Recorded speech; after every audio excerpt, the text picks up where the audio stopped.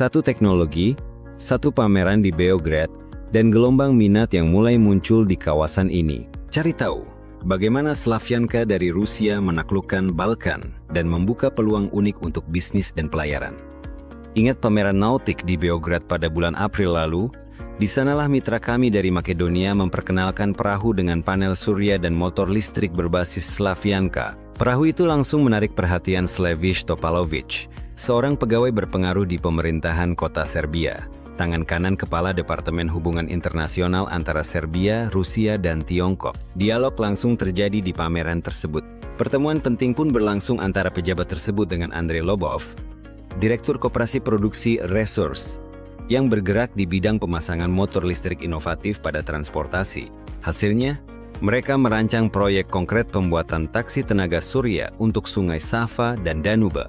Saat ini sedang dipertimbangkan rute reguler antara Beograd dan Novi Sad. Rencananya sudah ada, lokasi pangkalan di Marina telah ditentukan, dan persetujuan dari direktur sudah diperoleh. Selain itu, akan dibuat showroom di atas air untuk menarik investor. Di Novi Sad, kami meninjau katamaran buatan lokal.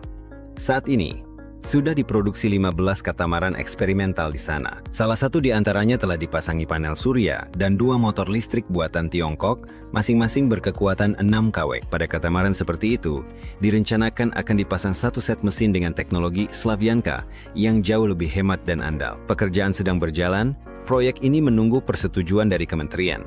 Dan Tuan Slavish yakin akan keberhasilannya. Di pameran di Beograd, teknologi kami juga menarik perhatian para pebisnis dari negara lain. Andrei Lobov diundang ke Tivat oleh para pemilik galangan kapal terbesar untuk perbaikan dan perawatan yacht di pesisir Montenegro, Kroasia, dan Albania. Di dekatnya terdapat Marina Porto Montenegro, tempat berlabuhnya yacht-yacht kelas elit. Permintaan mereka jelas.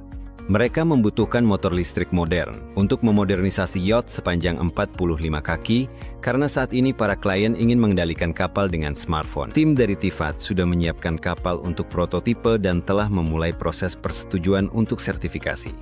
Daya motor seperti ini berkisar antara 20 hingga 50 tenaga kuda, rata-rata 36 kW. Teknologi lilitan gabungan Slavyanka di sini memberikan solusi yang sudah teruji pada mobil-mobil seperti Renault Kangoo, Audi, dan Lada Elada.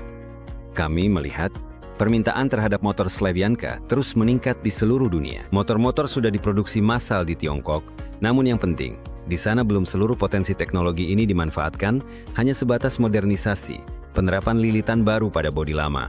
Kekuatan sejati Slavyanka baru terlihat ketika motor dibuat dari nol, sesuai kebutuhan spesifik pelanggan. Hal ini hanya dilakukan oleh satu-satunya perusahaan di dunia, Biro Teknologi Desain dan Konstruksi LLC Sovelmash.